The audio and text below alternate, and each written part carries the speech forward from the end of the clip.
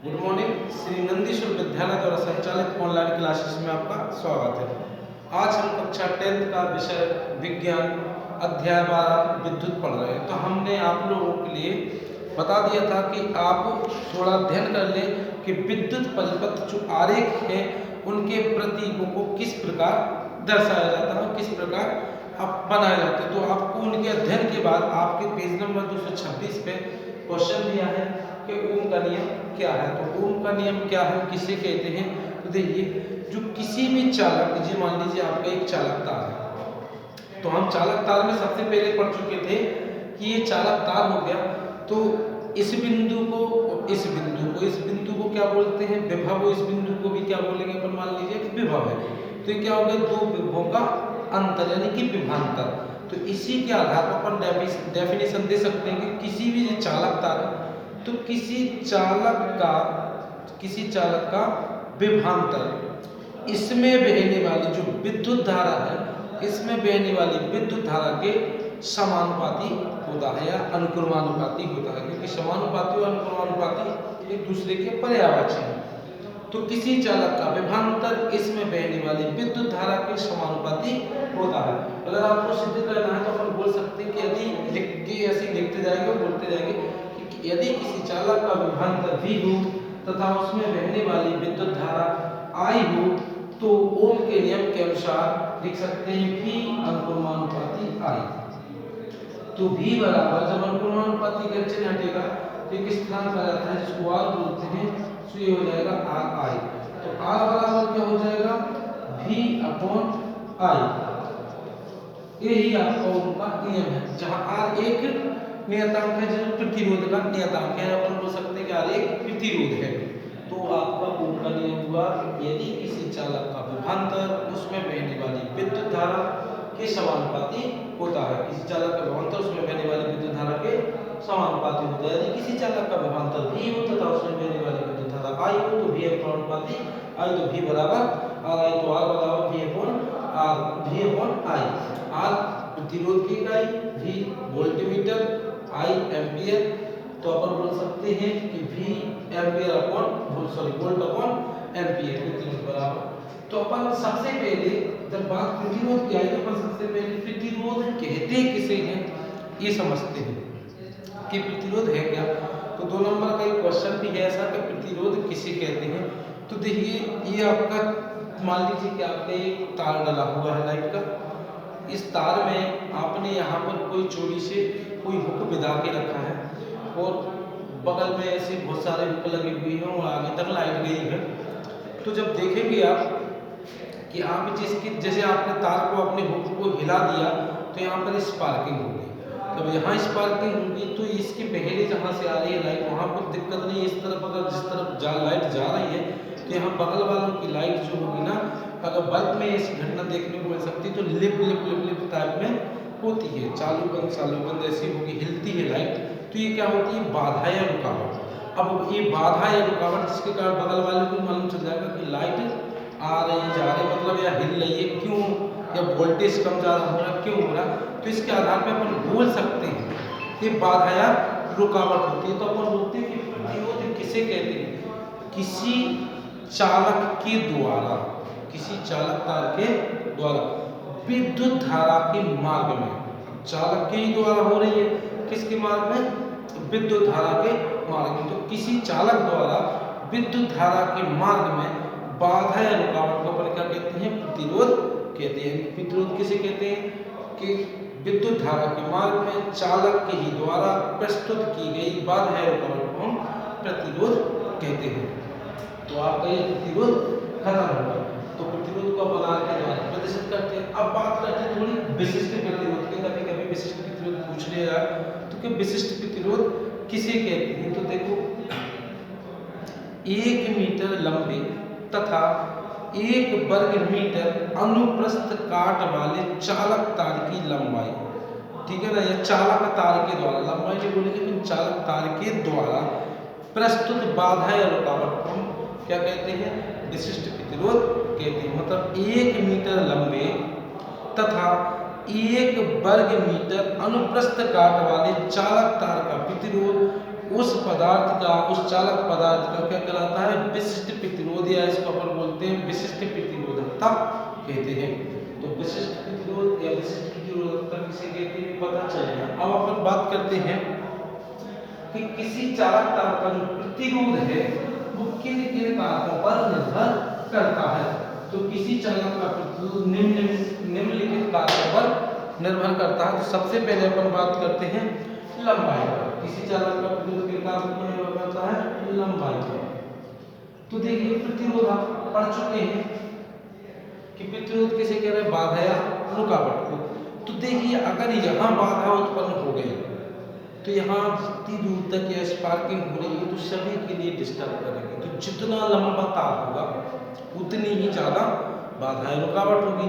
तो अपन क्या बोलेंगे, ये इसकी लंबाई मतलब जितना ये बढ़ रहा, तार बढ़ रहा, उतनी ही बाधा या रुकावट बढ़ रही। तो बस सीधे बोल देंगे कि किसी चालक का प्रतिरोध जो R है, किसी चालक का प्रतिरोध R लंबाई के अनुक्रमानुपाती या समानुपाती होता है। तो R अनुक्रमानुपाती है।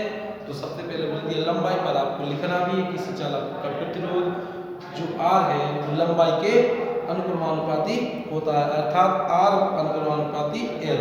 अपन दूसरी बात करते हैं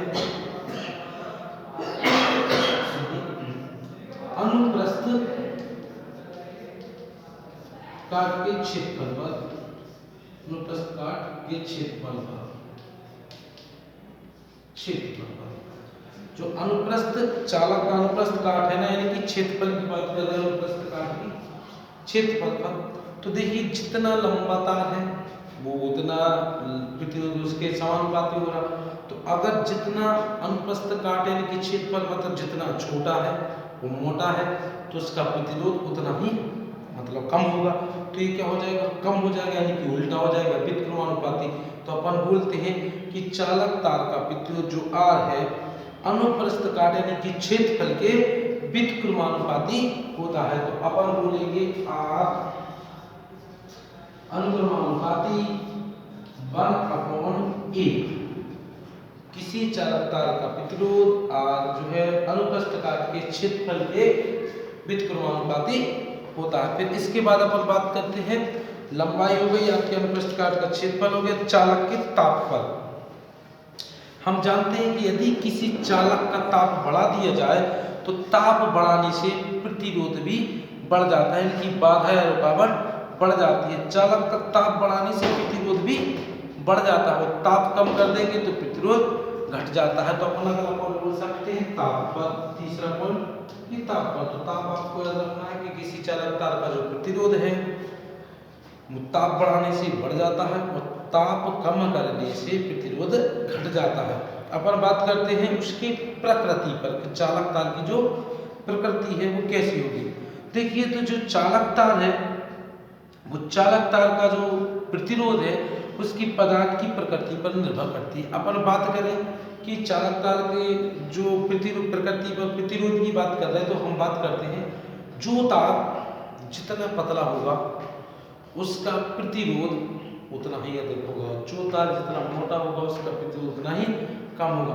अपन बात करें एक सोने एक चांदी का तार ले लो, एक लोहे का तार ले लो, तो किसका प्रतिरोध अधिक होगा, जिसका तार पतला होगा। यानी कि समान लंबाई समान मोटाई वाले दो तार ले जाओ, समान लंबे समान लंबे और समान आकार के तो नहीं हो, अलग अलग आकार के हों, एक मोटा हो एक पतला हो, तो किस तार का प्रतिरोध सबसे अधिक होगा, पतले तार का प्रतिरोध सबसे अधिक होगा। तो चालक तार के पदार्थ की प्रकृति पर, चालक का प्रतिरोध उस पदार्थ की प्रकृति पर ही निर्भर करता है। तो आपका जो हो गया किसी चालक का प्रतिरोध किन किन कारकों पर निर्भर करता है। अब इसके बाद अपन आ जाते हैं जो आपकी बुक है, उस बुक में इन दोनों के बाद प्रतिरोधों के बाद आपकी बुक में क्वेश्चन दिए हैं पेज नंबर 232 में उन प्रश्नों के हल करने के लिए कि उनको हल कैसे किया जाए। तो किसी चालक का प्रतिरोध किन कारकों पर निर्भर करता है हम पढ़ चुके हैं।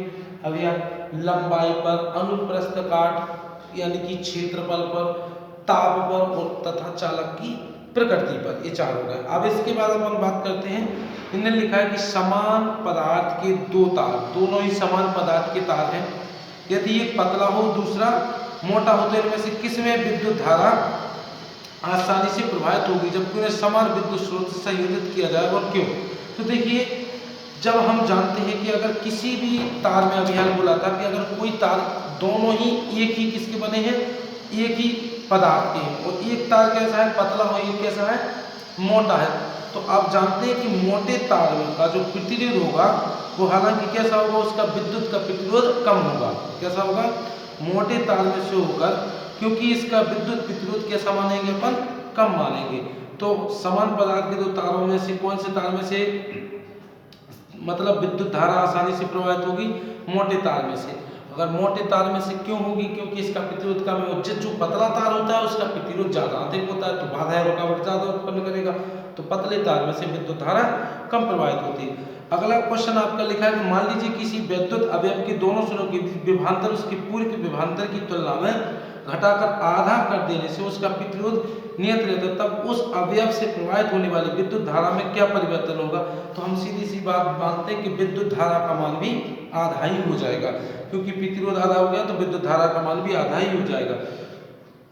अगला क्वेश्चन आपके में दिया कि विद्युत ट्रांजिस्टरों तथा विद्युत स्त्रियों के साथ तापन अवयव शुद्ध अवयव के ना होकर बनाकर किसी मिश्र धातु के क्यों बनाए जाते हैं?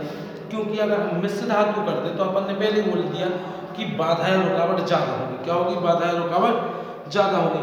तो मिश्र धातु बनाने से उनकी प्रतिरोधकता बढ़ जाती है, उनकी विशिष्ट प्रतिरोध बढ़ जाता है। इस कारण तो शुद्ध धातु की अपेक्षा किसी मिश्र धातु का जो प्रतिरोधकता होती है वो अधिक होती है, इसलिए हम प्रतिरोध को उत्पन्न करने के लिए हम जो ट्रांजिस्टर या स्त्रियां हैं उनका उपयोग करते हैं।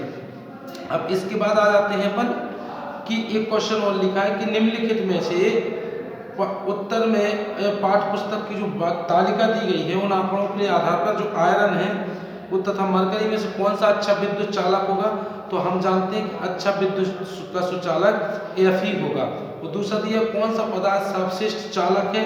तो देखिए, विद्युत का तथा ऊष्मा का दोनों का ही सबसे अच्छा चालक जो है ना वो है चांदी। चांदी से अच्छा सुचालक ना ऊष्मा का ना विद्युत का कोई भी धातु नहीं है।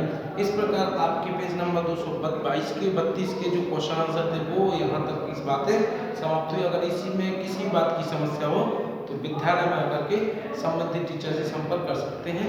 Thank you.